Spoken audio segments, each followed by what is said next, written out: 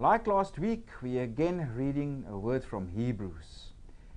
Hebrews is a beautiful epistle. I encourage you to read it through from beginning to end. It's filled with theological riches and depth. And for this Sunday, we have a divine service entitled, "It is Worthwhile to Trust in God." And our Bible word is Hebrews 10 verse 35. "Therefore, do not cast away your confidence, which has great reward." So Hebrews, it was written to Jewish Christians, and I'll go into more depth than we did last week about the situation. There were various phases in the history of this church, and because at an earlier time, as we'll see, they were harassed and persecuted, and some were imprisoned, etc. And their property was plundered, and they continued to stay in the faith, but the time was now come when it was really becoming difficult for many of them to continue being followers of Jesus and to come to the Christian gatherings, etc. So if you go read chapter 13, it says, "Take heed of this word of exhortation." So this epistle, it's more like a sermon. It's a word of exhortation. In other words, it's a word of encouragement. To encourage these Jewish Christians, do not turn your back on Jesus. Despite this harassment, despite this ongoing problems that you have in the broader society that you're experiencing. Unfortunately, we do not know where this community found themselves and where exactly they were being harassed. Some scholars speculate maybe Rome, but we cannot know for sure where this took place. And of course, the situation of harassment continued. If we go read chapter 13, verses 3, the author says they also, "Remember the prisoners as if chained with them, those who are mistreated, since you yourselves are in the body also." So even at the time of writing, some of these Christians were imprisoned for their faith. But our author also encourages them, don't turn your back on Jesus, because he argues Jesus is superior to the prophets. He is superior to the angels. He is superior to Moses, Israel's lawgiver. He is superior to Joshua. Jesus is superior to the Aaronic priesthood and the Levitical sacrificial system.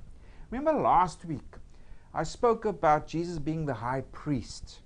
And our author says that the earthly temple, where the high priest entered only once a year on the Day of Atonement, Jesus is the heavenly high priest. He's the true and eternal high priest who opened the way for us to go into the heavenly temple, where God is, the heavenly holy of holies.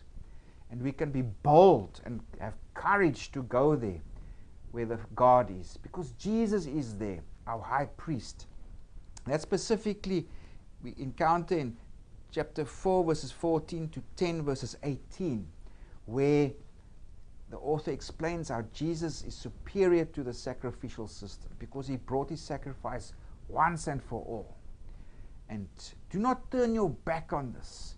And he chides them a bit, because he says, now why are you doing this? Why are you losing the faith? If you go to chapter 5, if you go there, read verses 11 and 12, or 11 to 14.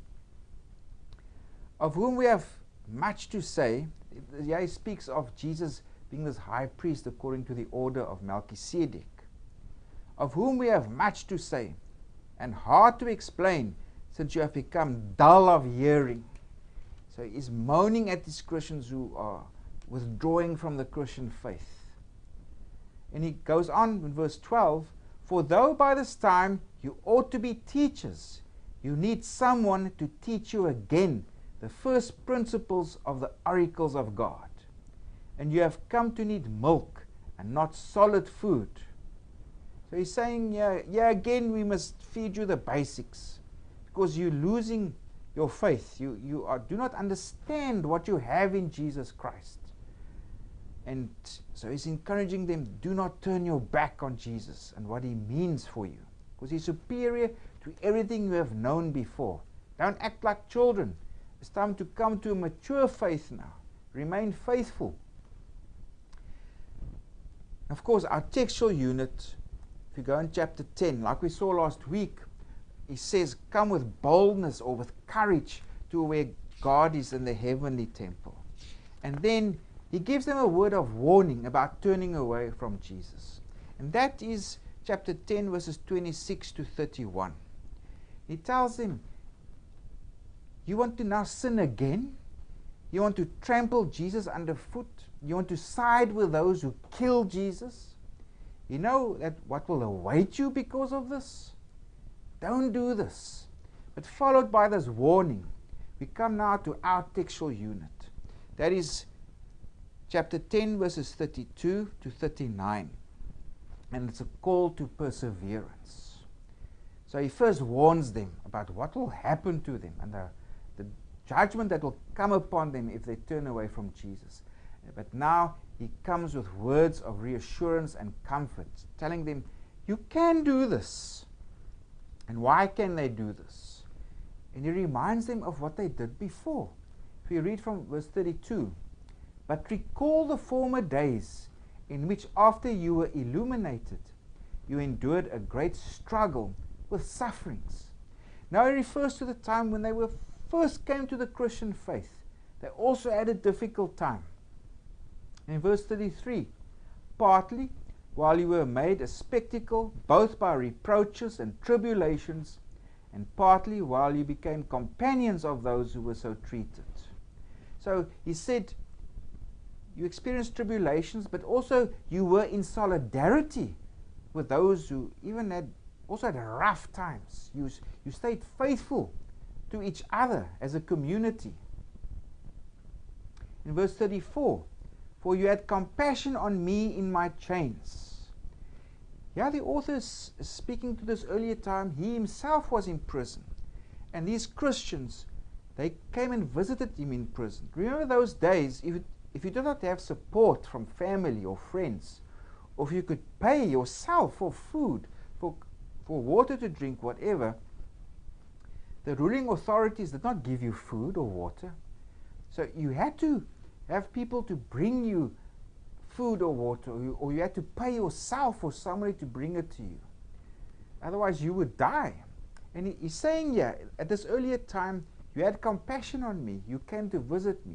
Of course, that would expose them to imprisonment, because they would also be guilty by association. Also throughout the first centuries of Christianity, this was a constant work of charity.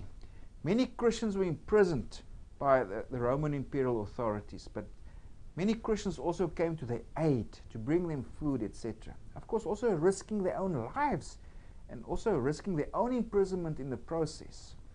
But yeah, our author was in prison, and he says, but you had compassion on me in my chains and joyfully accepted the plundering of your goods. So the goods were also plundered in the process. The government of the time turned a blind eye. People could come there and steal whatever you had, could plunder your goods. But why did they do this in this earlier time period?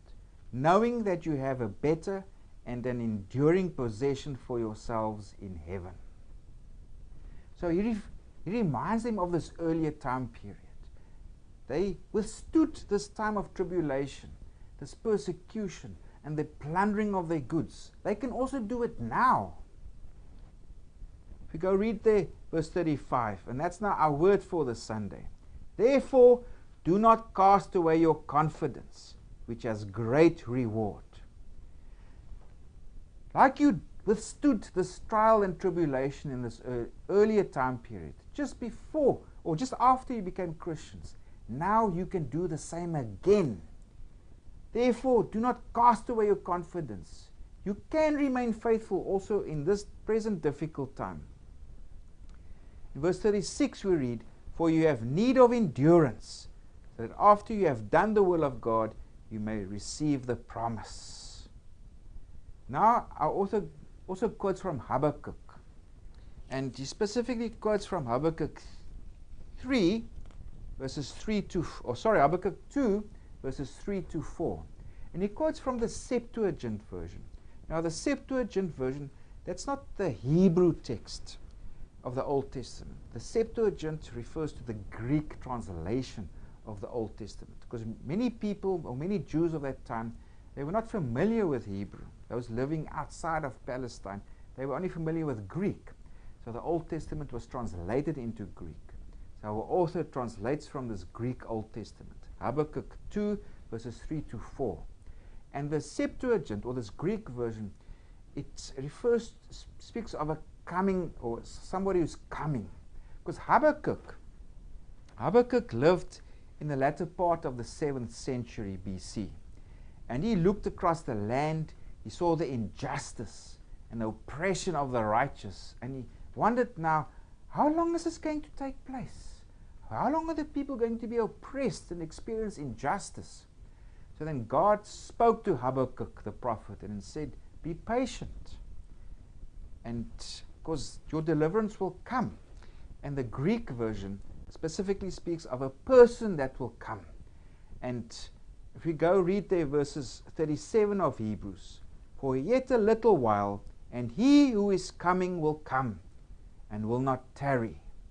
So the author of Hebrews is applying this Habakkuk verse to the coming of Christ. Christ will come.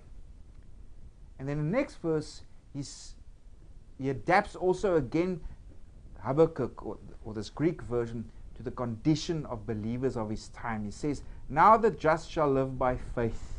In other words, by remaining faithful to God, by persevering. But if anyone draws back, my soul has no pleasure in him.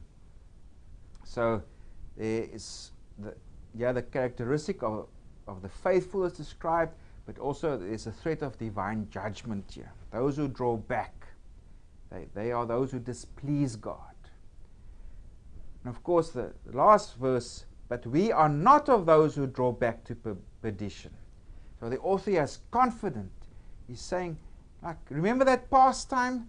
You endured that. Now also, we are not of those who draw back to perdition, but of those who believe to the saving of the soul.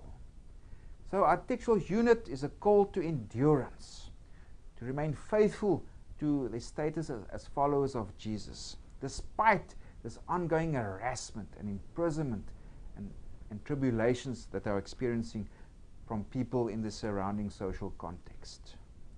So thank you for joining me. Until next time, keep well.